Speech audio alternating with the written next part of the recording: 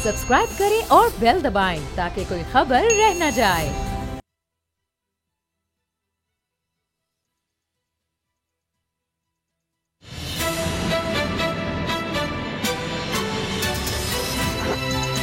अब पता चला। बिस्मिल्लाहिर्रहमानिर्रहीम, अस्सलाम वालेकुम। मैं हूं मोहम्मद उसामा गाजी और आप देख रहे हैं अब पता चला। एक बहुत बड़ा केस, पाकिस्तान की तारीख का इसको अनोखा केस भी कहा जा सकता है, जिसमें एक हाजिर सर्विस जज खुद भी पेश हुआ सुप्रीम कोर्ट में। उसका फैसला आ गया है और जस्टिस काजी फाइसा साहब की दरख्वास्त को मंजूर किया गया है। उस हवाले से हम सबसे पहले आज बात करेंगे। चंद बातें मैं आपके सामने रखना चाह रहा हूं जो अहम तरीन बातें हैं। उसमें एक तो ये कि 2019 मई की तारीख को ये शुरू हुआ और ये फिर 19 जून 2020 तक चलता है केस। 13 महीने चला और 40 से ज्यादा इसमें समातें हुई। केस के दौरान एक अटॉर्नी जनरल को इस्तीफा भी देना पड़ा और उन्होंने इस वजह से इस्तीफा दिया कि जजेस से मुतालिक उन्होंने कुछ गलत बयान दे दिए थे। फिर फरोग नसीम भी हुकूमती नुमाइंदगी के लिए आए और वजीर कानून के ओहदे से मुस्ताफी हुए। इसके बाद केस में तारीख में पहली मर्तबा हाजिर सर्विस जज जस्टिस काजी फाइसा अदालत में खुद पेश भी हुए। सुप्रीम कोर्ट का 7 रुकनी बेंच तश्कील दिया गया। इस केस में पहले तो 7 रुकनी बेंच था, लेकिन फिर 14 अक्टूबर को यह बेंच तहलील किया गया और फिर 10 रुकनी फुल कोर्ट ने समाअत का आगाज किया। मुनीर मलिक जस्टिस काजी फाइसा के वकील बने। फरोग नसीम ने हुकूमत की तरफ से दलाइल दिए। कई रोज यह सिलसिला चलता रहा। अदालत ने 19 जून को महफूज शुदा मुख्तसर फैसला सुना दिया, आज के दिन शाम 4 बजे तकरीबन, और जस्टिस काजी फाइसा के खिलाफ सदारती रेफरेंस का लदम करार दिया गया। FBI जस्टिस काजी फाइज ईसा की अहलिया को 7 दिन के अंदर नोटिस जारी करे, सुप्रीम कोर्ट ने फैसले में कहा है। FBI के नोटिस जज की सरकारी रिहाइशगाह पर रिसाल किए जाएं और हर प्रॉपर्टी का अलग से नोटिस जारी किया जाए। फैसले का मतन इस बारे में बड़ा वाज़ेह है। इसके अलावा FBI हुकाम फैसला करके रजिस्ट्रार सुप्रीम कोर्ट को आगाह करे।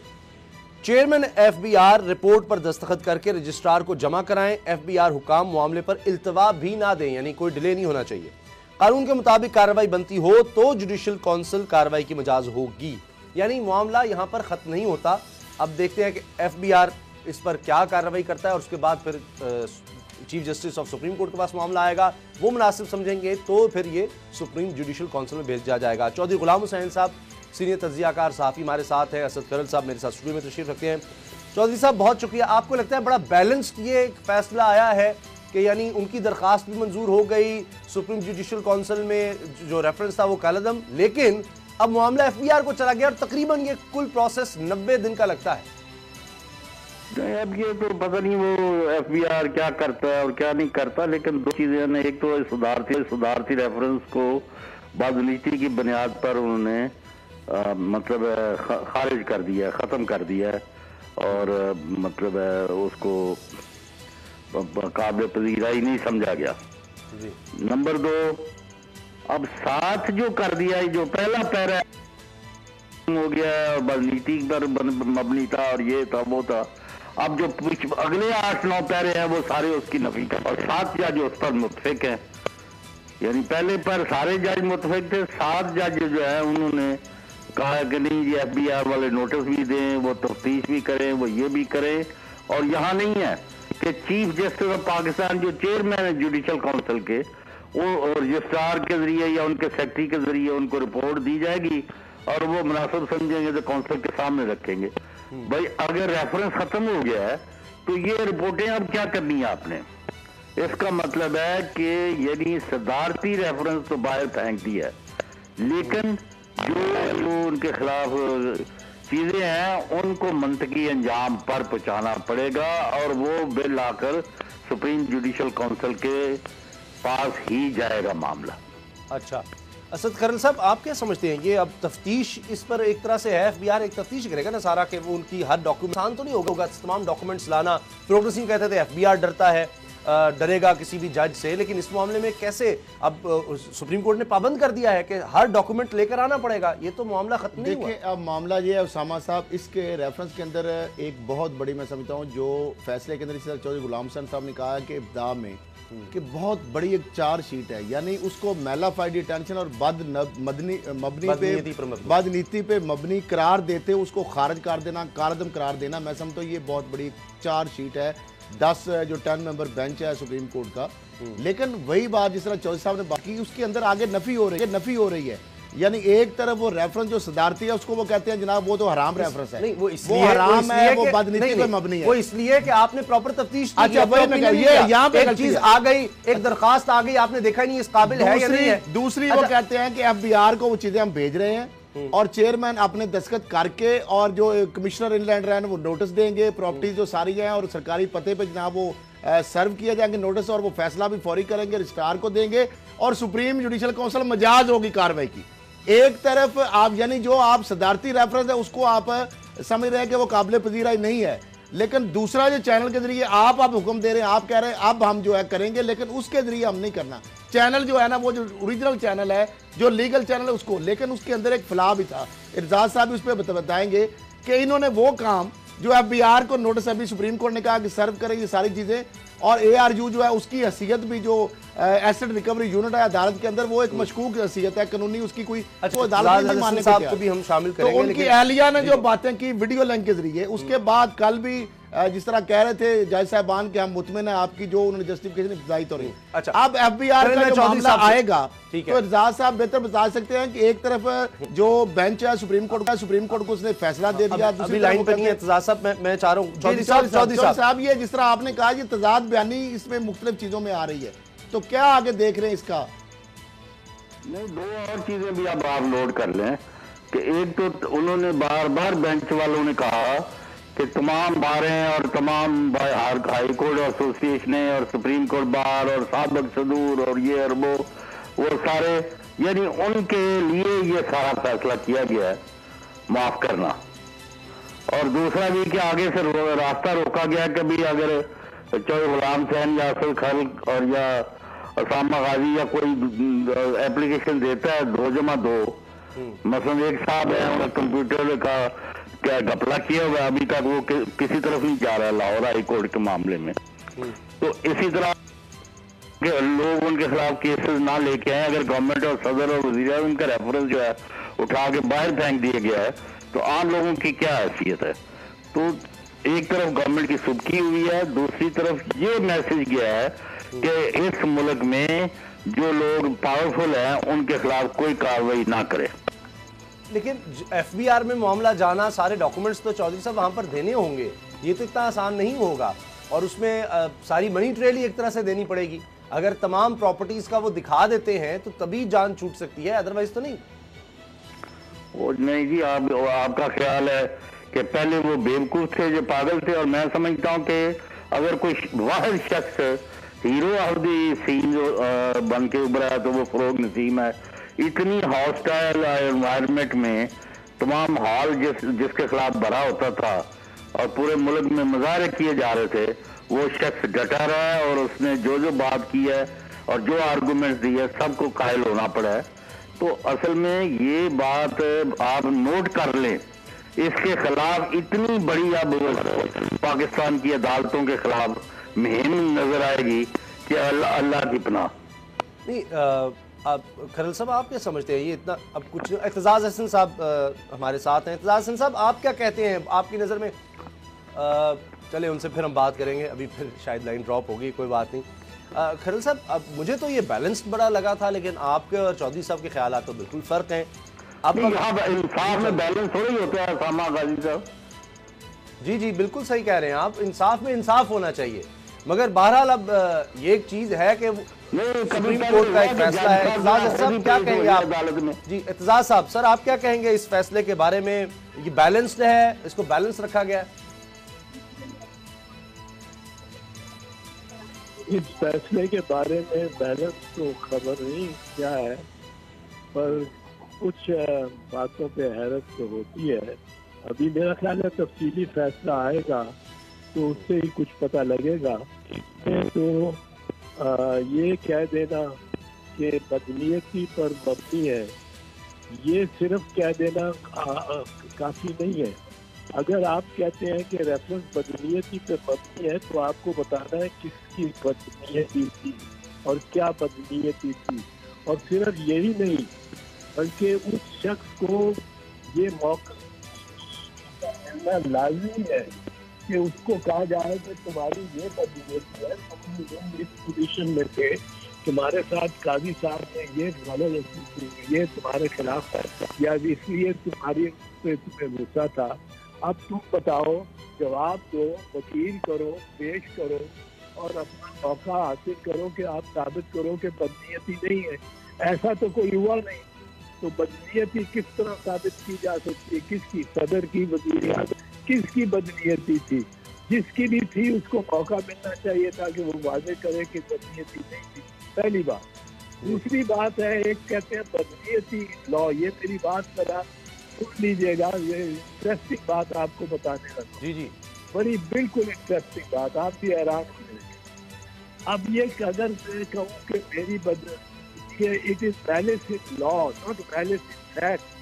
बैलेंस इन लॉ होती है कि अगर मैं काम ऐसा करूँ जो मेरे इख्तियार में ना हो, मेरी बदनीयती ना हो, पर मैं अब मेरे इख्तियार में ना हो, मैं डीसी कमिश्नर बल्कि उसकी तरह फैसले जो कमिश्नर के इख्तियार में है वो फैसले कर दो, ये समझते हुए कि मैं शायद कमिश्नर ही हूँ, गलती से, गलत फहमी, तो वो पहले से ड्रॉ हो जाती है। अब मैंने इनको कहा, जज साहब को जब ये रेफरेंस फाइल किया परवेज मुशर्रफ इफ्तिखार चौधरी के खिलाफ, तो आखिरी बहस जब मैं कर रहा था, मैं हैरान हुआ कि किसी ने उस वक्त तक नोटिस नहीं किया सिवाय मेरे, और मैं खामोश रोज आता था और इस बात को छेड़ता नहीं था कि ये क्यों न कर दे। आखिरी बहस मेरी 2 जून को हुई। उस रोज मैंने जज साहबान को कहा कि जनाब जज साहबान, 13 जज थे सुप्रीम कोर्ट के, ये 10 से 13 थे। मैंने कहा इसमें पहले से लॉ भी नहीं बनती, क्योंकि ये पहले से लॉ बनती है, मैं तो बनाना चाह रहा था, क्योंकि इसमें रेफरेंस को पढ़ा ही नहीं, ना ये सदर ने पढ़ी है जो रेफरिंग अथॉरिटी है, ना वजीर आजम ने पढ़ी है, ना वजीर कानून ने पढ़ी है, ना अटॉर्नी जनरल ने पढ़ी है ये रेफरेंस, ना शरीफुद्दीन पीरजादा मरहूम ने पढ़ी है जो वकील थे, ना मलिक कयूम जो वकील थे उन्होंने पढ़ी है, ना वसीम सज्जाद साहब ने पढ़ी है, ना इसको सुप्रीम जुडिशल काउंसिल के किसी मेंबर ने पढ़ी है। ये रेफरेंस के अगर पढ़ी होती तो वो ये फैसला पास ना करते, मुअत्तल ना करते अपने चीफ जस्टिस किया है मार्च 2007 में, तो वही फैसला गलत था। उस दिन से आज तक किसी ने रेफरेंस को पढ़ा ही नहीं, तो ये पहले से लॉ है, ये इसका इख्तियार ही नहीं था। तो उन्होंने कहा, खलील रंगर साहब हैरान, उन्होंने कहा तो आप कैसे साबित करेंगे कि इन्होंने नहीं पढ़ा? मैंने कहा जी मैं 1 मिनट में साबित करूंगा, और ये वाकया आपको बता रहा हूँ खरल साहब, वाकया। मैंने कहा 1 मिनट में साबित करूंगा। कहने लगे कैसे? मैंने कहा आप पैरा नंबर 32 पे आ जाए। पैरा नंबर 32 पे आ गए तो मैं वहाँ लिखा था 32 का हिस्सा लिखा था, आगे लिखा था डिलीटेड, यानी ये डिलीट हो गया। 33 नंबर पैरा पूरा था। फिर इसी तरह 36 था, 36 मैंने दिखाया, 36 के आगे लिखा था डिलीटेड, और फिर आगे 35 चल पड़ता था। सही में पढ़ा होता वो 33 को 32 करो भाई, ये क्या तुमने ड्राफ्ट मेरे सामने ले आए हो? ये तो ड्राफ्ट है, इसको मुकम्मल करो और ठीक करो। मैंने कहा देखे किसी ने नहीं पढ़ा। बहुत तदब्दब हुआ, बड़ा अदालत में गहमा गहमी हो गई, जज आपस में बातें करने शुरू हो गए। मैंने कहा अभी रुकिए साहब, अभी रुकिए, अभी और कुछ दिखाना है। कहने लगे क्या? मैंने कहा इन्होंने 400 सफ़ात लगाए हैं बतौर सबूत के, जो कुछ इन्होंने कहा है रेफरेंस में सबूत है, और वो सबूत के बगैर वो रेफरेंस नहीं है।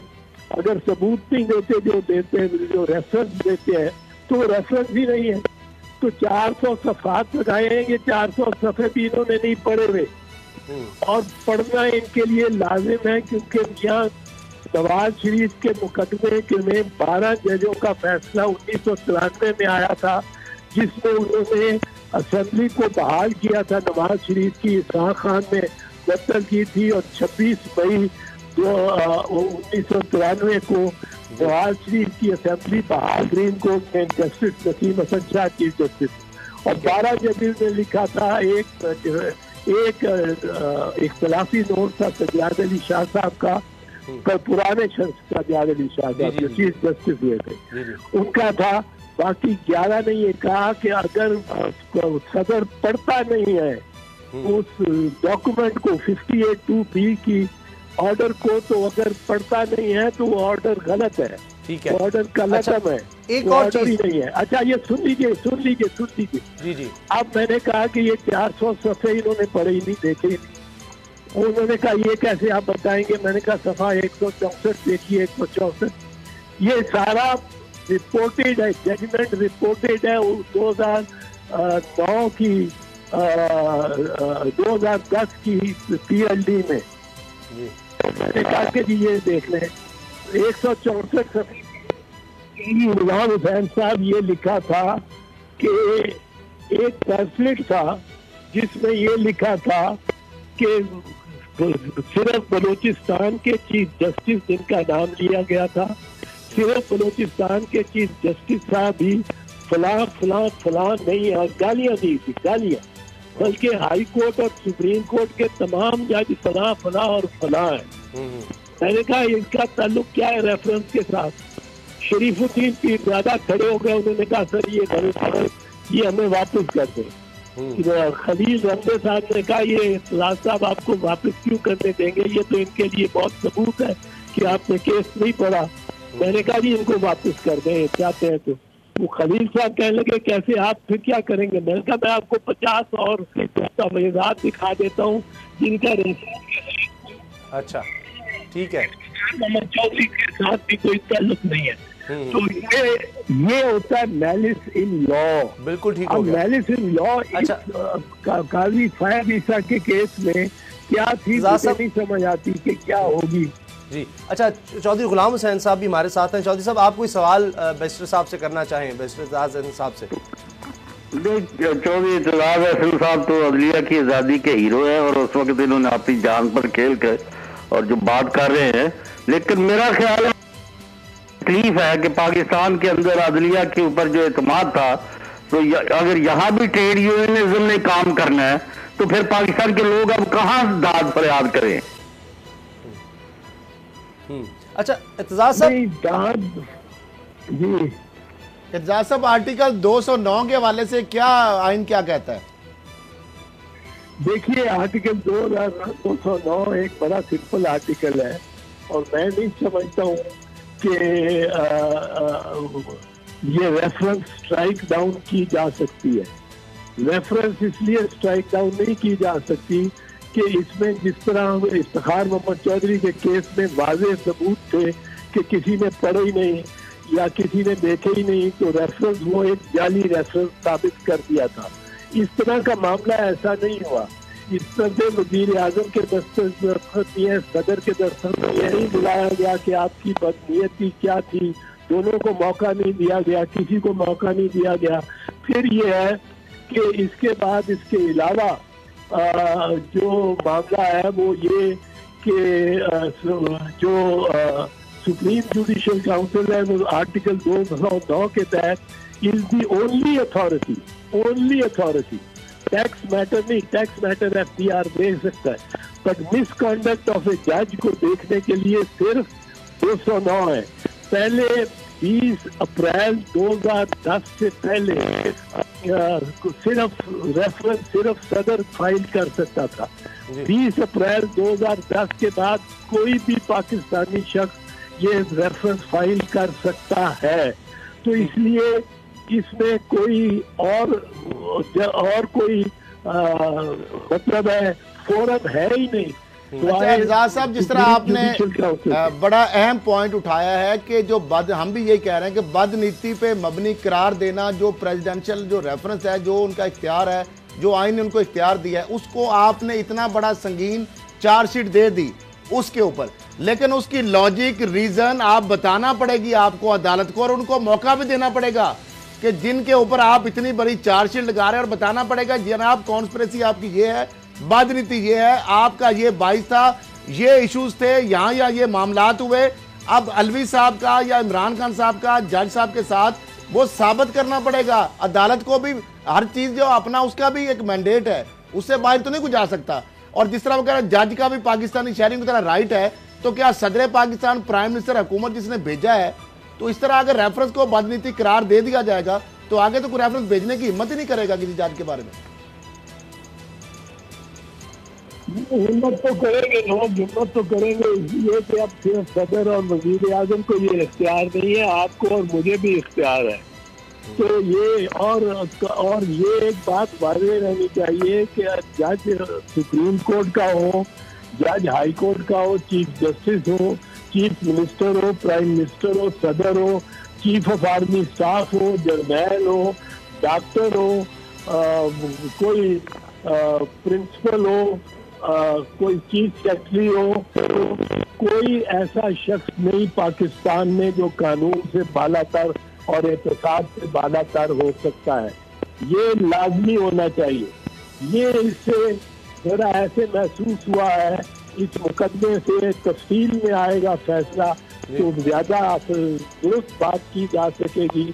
इस वक्त सिर्फ महसूसात की बात की जा सकती है कि जैसे जज साहिबान का कोई तकाजा नहीं कर सकता कि आप जिस तरह आपने कहा कि खौफजदा होंगे लोग कि उनके खिलाफ कोई केस करना चाहे, कोई सच बताना चाहे, क्योंकि जज सारे इन 17 जजों की तरह तो नहीं हो सकते। मेरे जैसा कोई गुनाहगार भी हो सकता है जज बन जाओ और बन जाए, जो कि रिश्वत ले ले, जो कि बदनीयती पे फैसला कर दे। सारे के सारे तो इनकी पास नहीं जरूरी होंगे, इंसान ही होते हैं। तो इसलिए ये कानून और आईन में ये शिक्के रखी गई है और इनकी पासदारी और इनका एहतराम करना जरूरी है।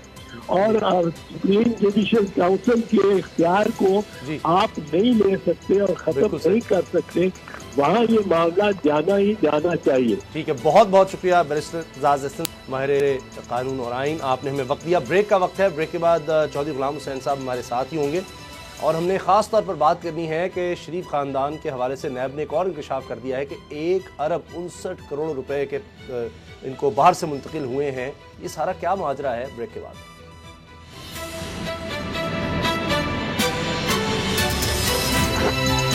अब पता चला,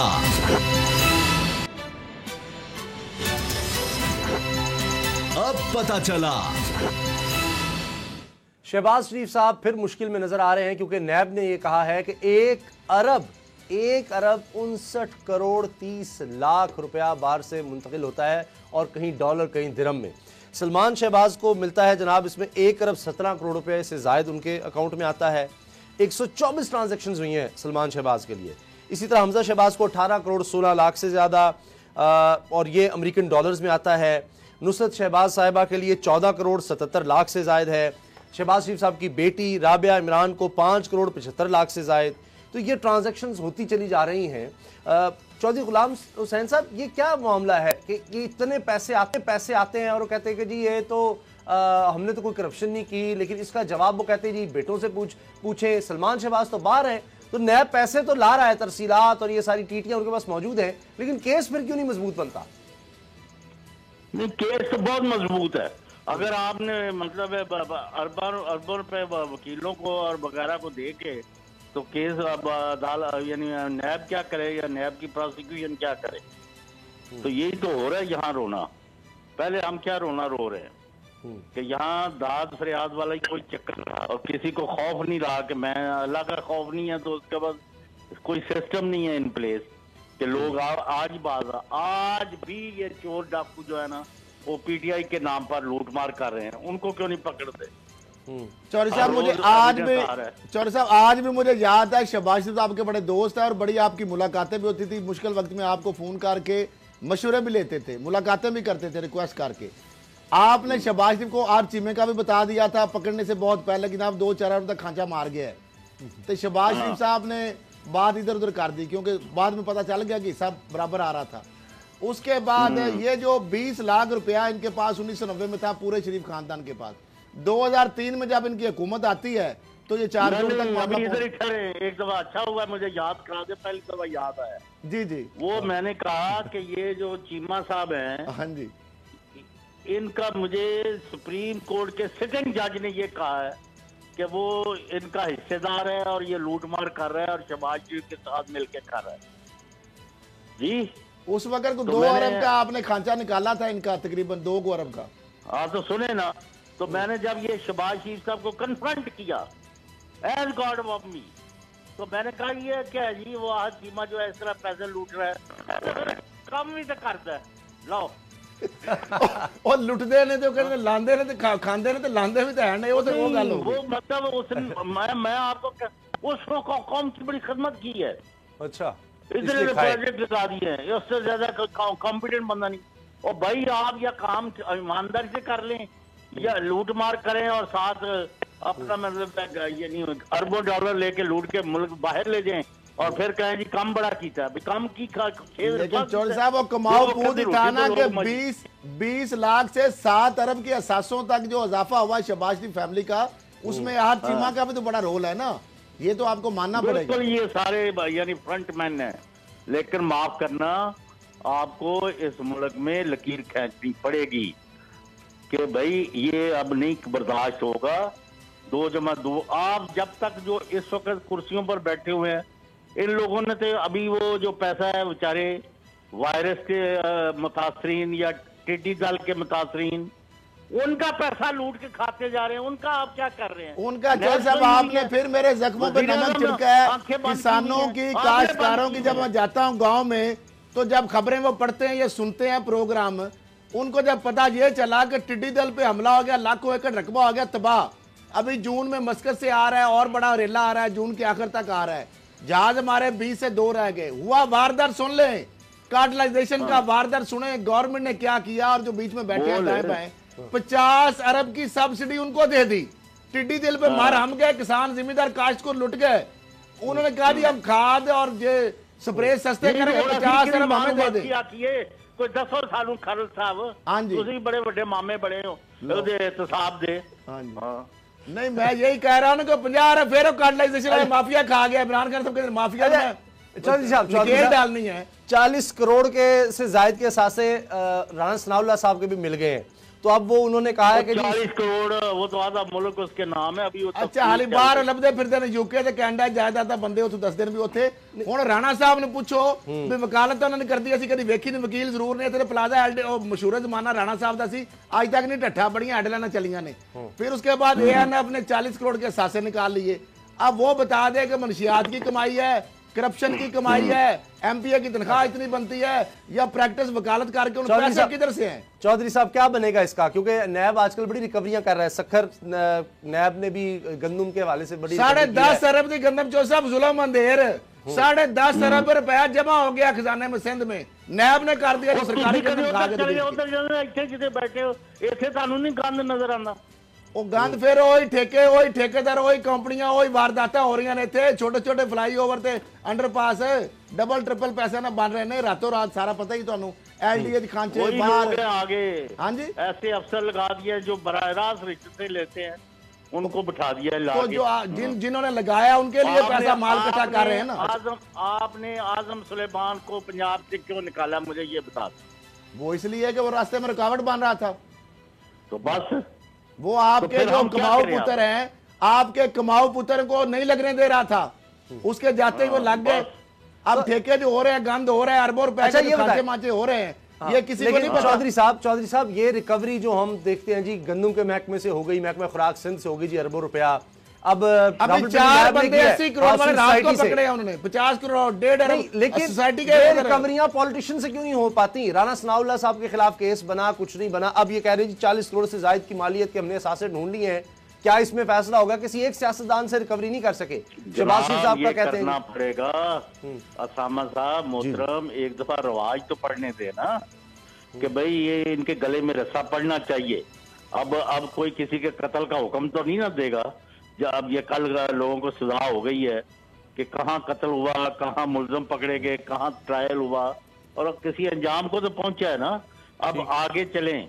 आज भी मैं ये आपको कह रहा हूँ, इमरान खान की हद तक, जनरल कमर जवेद बाजवा की हद तक तमाम लोग कहते हैं कि ये आर्मी चीफ जो है उसके लिए अजीम खदमात दी हैं, और इमरान खान की खारजा पॉलिसी 100% कामयाब, और he is not corrupt and not dishonest and not ill intention भाई। लेकिन असद खल साहब और असामा गाजी साहब, आम बंदे कहते हैं कि हमने इससे क्या करना है, ਉਹ ਕਹਿੰਦੇ ਅਸੀਂ ਉਹਨੂੰ ਚੱਟਣਾ ਹੈ, ਅਸੀਂ ਇਸ ਇਮਾਨਦਾਰੀ ਨੂੰ ਚੱਟਣਾ ਹੈ। ਉਹ ਕਹਿੰਦੇ ਸਾਨੂੰ ਚੀਨੀ ਸਸਤੀ ਕਰੋ, ਸਾਨੂੰ ਤੇਲ ਸਸਤਾ ਮਿਲ ਨਹੀਂ ਰਿਹਾ, ਸਾਨੂੰ ਆਟਾ ਮਾਫੀਆ ਦੇ ਖਿਲਾਫ ਕਾਰਵਾਈ ਕਰਕੇ ਵਿਖਾਓ, ਕਿਸੇ ਨੂੰ ਨਕੇਲ ਪਾਓ, ਫੜੋ, ਕਿਸੇ को रिकवरी करो। कहते जी जबरदस्त काम कर रहे हैं। नहीं, इस तरह फड़ वो पेट्रोल वाले चले गए हैं, फिर हाई कोर्ट, चीनी वाले भी हाई कोर्ट चले जाते हैं। इमरान खान कहता है जी इनको पेट्रोल वालों को गिरफ्तार करो। कहां से गिरफ्तारी होगी? पेट्रोल पर आप एक अलग प्रोग्राम करें, मैं आपको बताऊंगा। वहां भी ये करप्ट माफिया जो वहां बैठी हुई है मिनिस्ट्री के अंदर, ये नदीम बाबर और ये उमर अयूब रोते रहे। ये मैं आपको विटनेस देता हूँ ऑन वो भाई ये 2.5 लाख टन की। आप मुझे ये बताएं कि आईपीपी की रिपोर्ट भी आई है, मियां मनशा माफिया जो है नेपरा का बंदा पकड़ा गया, जो इसको ज्यादा महंगा टैरिफ देता है। मियां मनशा के ऊपर कोई नकेल उसके ऊपर हाथ डाल सकेगा? डाकू के ऊपर जो सॉवरेन गारंटी लेता है अपने मुल्क से, जो सेंट जेम होटल क्लब बनाता है, अरबों रुपए लूट मार करता है। आपके सामने है ये गुलबर्ग में सिटी और क्या बिल्डिंग है, वहाँ सारा डीजल बेचते हैं ये आईपीपी वाले।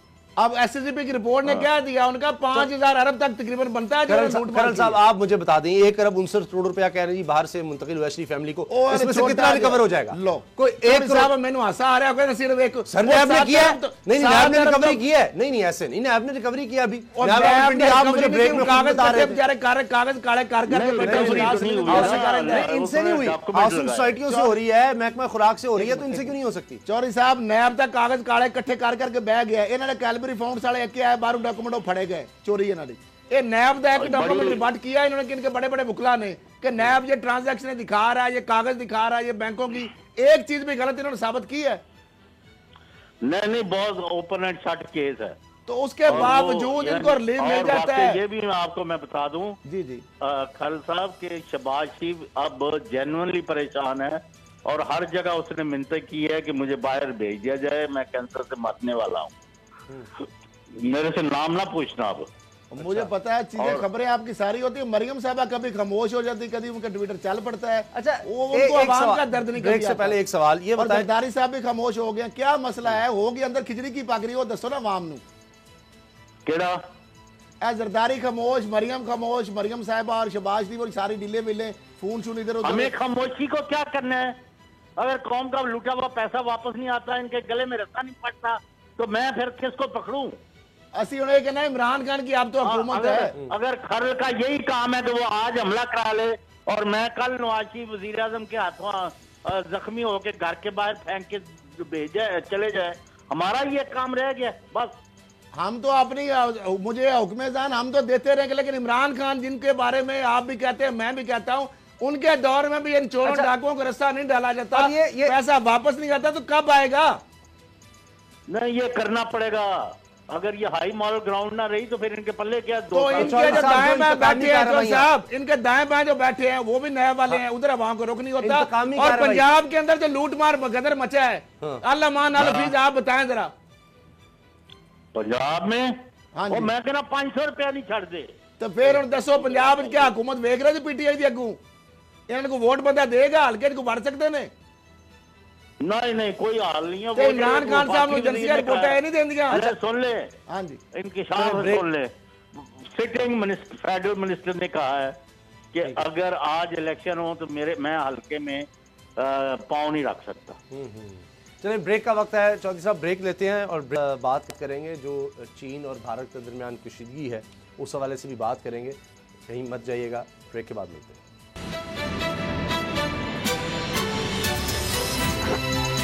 अब पता चला।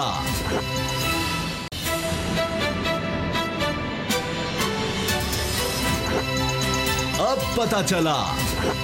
ब्रेक के बाद खुशामदीद। असद खरल साहब, मेंगल साहब को बनाने का टास्क जो मिला हुआ है, हुकूमत तो बड़ी लग रही है पुरुमीद कि जी अख्तर मेंगल साहब को बना लेंगे, वो तो अब कह रही जी सारी शराइत मान लेंगे, जो वो कह रहे हैं हम हर चीज़ उनकी मानेंगे और पूरी करेंगे। और तो नून लीग फिर इसका मतलब है कोई तहरीक ला नहीं सकेगी, क्योंकि ख्वाजा आसिफ साहब भी कह रहे थे मौका मिला तो हम ये काम करेंगे, तो हम एतमाद की तहरीक लाएंगे। यार मोहम्मद रिंद साहब ने कहा कि जी शौक़ है तो पूरा कर लें, लेकिन लगता नहीं कोई बात बनेगी।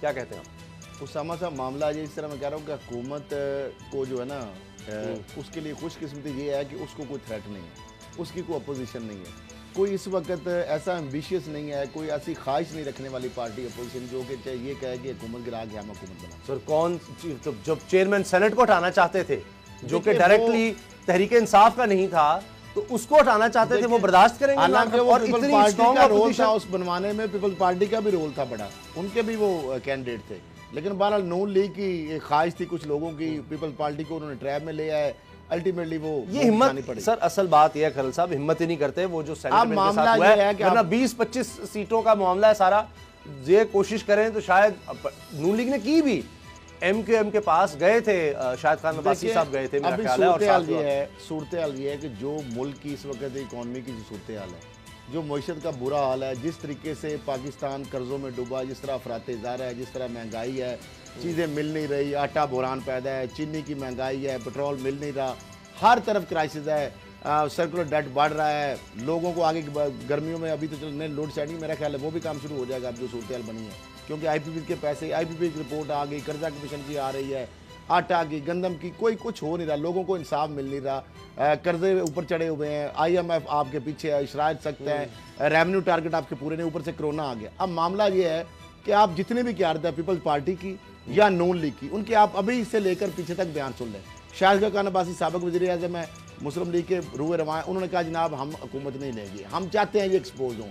ख्वाजा आसिफ ने भी कहा ठीक है वो दाव उनका लगा दे, वो तो अलग बात है ना, लेकिन वो भी उस पर प्रिपरेशन नहीं कर रहे। राना सनाउल्लाह साहब ने बढ़क लगाई आज इन्वेस्टिगेशन, यानी खुद नहीं कोई राना सनाउल्लाह की बढ़क के बाद आगे आ जाए कोई फजल रहमान की तरह बिल्कुल सही होगा तो शायद बाद होता है। राना सनाउल्लाह ने बढ़क लगाई, नैब ने इन्वेस्टिगेशन वो कर दी शुरू, ठीक है, अगर ये हटाने की कोशिश करेंगे प्रेशर तो आएगा ना। अब मामला ये है कि बुलावल साहब ना करो नहीं तो बुलावल साहब ने कहा कि हम हुकूमत को नहीं टफ टाइम देंगे, मैं लात मार के गिरा दूंगा, साल हो गया। वो तो गुस्से में ऐसे उनके मुंह से निकल गया था लफ्ज। उसके बाद उन्होंने कहा कि हम हुकूमत को कोई ऐसी मूव में हिस्सा नहीं बनेगा। आपको पता है फजल रहमान बड़ा भागे, कभी नवाज शरीफ के पास, कभी जरदारी के पास, बड़ा उन्होंने सारों के पास भागे कि जनाब हुकूमत, और फिर इशारा काल आ गई वो भागे। उसके बाद फिर ये कह रहे थे जी 18वीं तरमीम कलर ही गायब हो गया, 18वीं तरमीम खतरे में है, साले मिलके MPC multi party conference APC बुला रहे हैं। फजल रहमान साहब को कॉल आई थी NFC अवार्ड पर, अभी NFC अवार्ड पर कह रहे थे कि मौलाना फजल रहमान साहब को कॉल आई, पता नहीं मिस कॉल आई क्या, उसके बाद वो कॉलर गायब हो गया, पता ही नहीं चला कहां से कॉल आई थी, ठीक है। उसके बाद वो चले गए, वरना उन्होंने बड़ी शोरश दिलाई थी नवाज शरीफ को,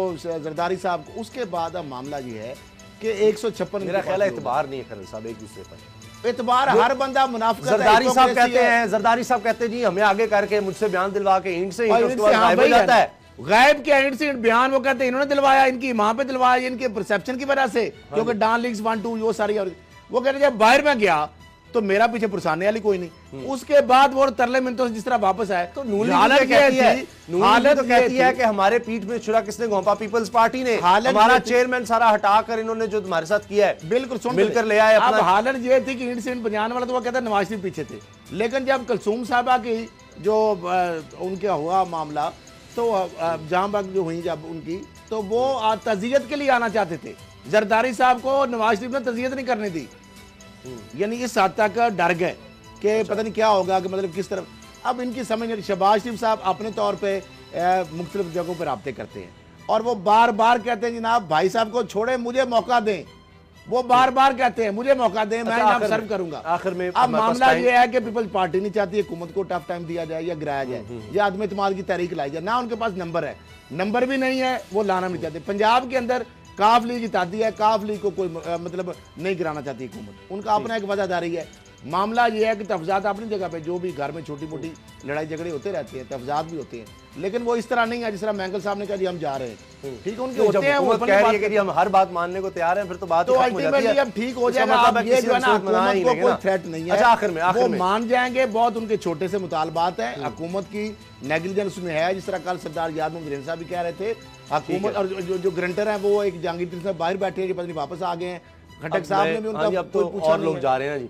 अच्छा, भारत बड़ी मुश्किल में है इस वक्त। नेपाल ने नक्शा नया अप्रूव कर दिया है और उसमें जिस इलाके को भारत कहते हैं जी हमारा इलाका है और कई 100 मुरब्बा किलोमीटर का इलाका है, वो अब नेपाल कह रहे जी हमारा है, नाजायज़ कब्जा भारत ने कर रखा है। और दिहाइयों से इनके ताल्लुकात बहुत अच्छे थे, छोटा सा मुल्क है नेपाल, उसको इन्होंने दबा के रखा हुआ था। चीन से मामलात कह रहे हैं जी सुलझ रहे हैं और झूठ पे झूठ, इतना झूठ बोला जाता है कि एक तारीख रकम कर दी है भारत में झूठ बोल के, मीडिया ने झूठ बोला है, उनकी सरकार ने पहले कहा जी हमारे सारे गिनती पूरी हो गई है, 20 मारे गए हैं, तो 100 से ज़्यादा जख्मी हैं, सारे पूरे हो गए जी, बिल्कुल ठीक है जी सारे।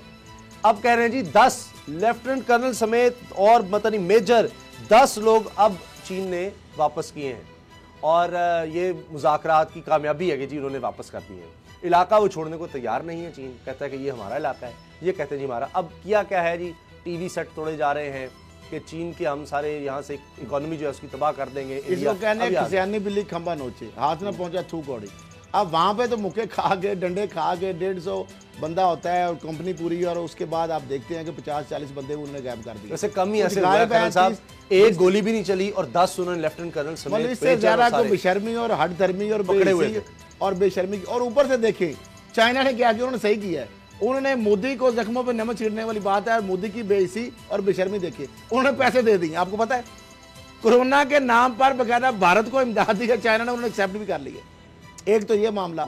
दूसरा जो नेपाल की आप बात करें, देखिए जब खरबूजे को देख के खरबूजा रंग, उन्होंने देखा कि जनाब ये ईंटों से और ये पत्थरों से और लाठियों से मार के चाइना वाले कब्जे इनके इलाके उन इलाकों पे इवन के कर रहे हैं, आपने भी छुड़वा रहे हैं, तो हम भी क्यों ना। चीन कहता है हमारा इलाका है, भारत कहता है हमारा है, और अब चीन वहां के बैठ गया। मैंने कल भी कही थी, उससे पहले भी मैंने कही, अभी जो मैं कह रहा हूँ, भारत जो है उसका जो ये कमीना जो दुश्मन है, जो बनिया है, जो जाहिद अहमद साहब ने उसने कहा, वो बात हमारे इंटेलिजेंस इदारों के पास, ISA के पास, MI के पास, IB के पास, उनके सारे अज़ाइम पहुंच चुके हैं। आप देख लें, मैंने कहा था वो शोरश बर्पा उन्होंने कर दिए। अच्छा, आज कराची के अंदर, हमने कराची के अंदर हुए, कराची के अंदर हुए, उसके बाद बलूचिस्तान के अंदर होंगे, लाहौर के अंदर होंगे, अल्लाह ना करे मेरी बातें ये गलत हों, लेकिन हमारे इदारों के पास रेंजर्स पर हमला हो गया है, हमारे इदारों के पास वो सारे इनके मजमूम मनसूबों के ब्लूप्रिंट पहुंच चुके हैं।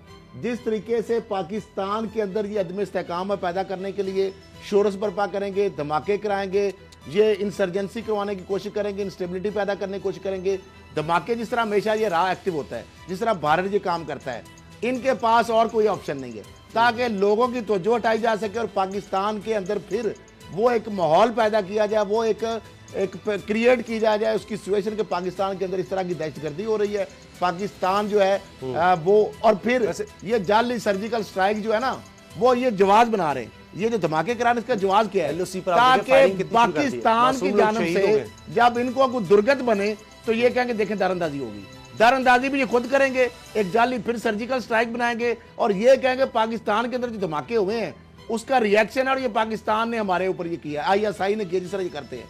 अब मामला ये है कि ये इस तरीके से नैरेटिव बिल्ड कर रहे हैं, इदारों के पास चीजें हैं, और फिर अगर इस तरह की इन्होंने हरकत अब की, आपने देखा तो पहले जासूस पकड़े गए हैं, कराची से पकड़े गए हैं, पुलिस में लोग भर्ती थे, वो पुलिस में थे जो 2-3 में, अभी गिलगित बल्तिस्तान से 2 पकड़े गए हैं। तो अब मामला ये है कि फिर ये एक्टिव हो गए, इनका यहाँ पे जो हाई कमीशन है वो, और दुबई में बैठ के जहाँ से ताने बाने मिलते हैं, और जिस तरीके से पाकिस्तान के लोग इन्होंने जो गद्दार इनके हाथों जो एजेंट इस्तेमाल होते हैं, बॉर्डर क्रॉसर जो है इस साइड पे हमारे एरिया पे, ये गिलगित बल्तिस्तान में वहीं से आए थे, वहां से आए और कहा, उनको टारगेट ये दिया था कि जाके तुमने फौज से कहना हमें ट्रेन करो, हम जाके वहां पर लड़ेंगे। ये चाह बाहर से एंटर होते हैं, आपने देखा नेटवर्क कुलभूषण का पकड़ा गया, अफगानिस्तान को NDS को साथ मिलाते हैं, और वहाँ पे कौंसल खाने ने खोले हुए हैं, फिर उसके बाद दुबई का इनका चैनल है, यहाँ पे अपना पाकिस्तान के अंदर इनका हाई कमीशन जो है वो दिन रात यही काम करता है। और ये अच्छा, आपको क्या लगता है कि ये जो कह रहे हैं माशी बायकॉट कर देंगे चीन का, भारत जो है और उनकी कंपनियों का, इससे ये चीन को दबा लेंगे, और क्या फिद्दी का शोरबा उसामा। तो अगर चीन ने बायकॉट कर दिया इनकी प्रोडक्ट्स का, मैं वही कह रहा हूँ, चीन को क्या इनकी जरूरत है, मामला सिर्फ ये है कि इनके पास लैट्रिन तो ये बना नहीं सकते, वहां पे कोई टूरिस्ट आए तो उसको रेप कर देते हैं, रेपस्तान इसका नाम होना चाहिए, हिंदुस्तान नहीं है। आपको पता है कितने वाकयात हुए, जितने वहां पे टूरिस्ट आते हैं, कोई बंदा वहां पे इज्जत महफूज लेके नहीं वैसे ये स्टडीज हैं कि दुनिया में औरतों के लिए सबसे गैर महफूज मुल्क, तो फिर ये कौन सा सेकुलर भारत है, ना वहां पे मुसलमान महफूज है, वहां पे सिख महफूज नहीं है, उनको अकलियत खालिस्तान का कहते हैं, और जात पात, और वहां पे जिस तरीके से सारी चीजें हो रही हैं, उसामा साहब, इंडिया ये जो सूरत हाल कर रहा है ना, अंदर से टूट रहा है, दुनिया में सबसे ज्यादा आजादी की तरीके इंडिया के अंदर चल रही है, और मोदी ने जो पंगा लिया है, देखे बेशर्मी और हटधर्मी और बेइज्जती की इंतहा है, जिस तरह चाइना से उसकी दुर्गत बनी है। अब आए ना, अब सारी पार्टियों को बुला लिए, पहले आपने पंगा क्यों लिया? अच्छा, उसके बाद नेपाल जो है खड़ा हो गया। वो कह रहा है, अभी भी उनके वजीर खारजा ने कहा जी हम बातचीत से, हम जंग नहीं चाहते। चीन ने भी कहा है कि हम जंग नहीं चाहते, लेकिन साथ कहा है कि उनको सजा दो। ये जो 150 आया था चीन पर हमला करने, वो कहते हैं इनको सजा दो। चीन ने तो बंदे भी मार लिए, उनके कैद भी कर लिए। चीन को तो हमला तो उन्होंने किया ना, भारत ने हमला तो उन्होंने किया था। अब चीन को तो मार लिया। 200 बंदा क्या लेने गया था उस तरफ जहां पर और चीन ने कहा 370 वापस करो, इलाके हम खाली नहीं करेंगे जब तक उस वक्त तक मुज़ाकरे नहीं। उससे तो पाकिस्तान का फायदा और कश्मीर का। बहरहाल ये मसला अभी तक चल रहा है, कशीदगी खत्म नहीं हुई। भारत सिर्फ लोगों को दिखा रहा है और अब कह रहे हैं माशी बायकॉट कर देंगे। उससे भी लगता है इसको हार होगी। पहले भी इन्होंने कोशिश कर देखी है। दुआ में याद रखिएगा। इजाजत दीजिए, अल्लाह हाफ़िज़।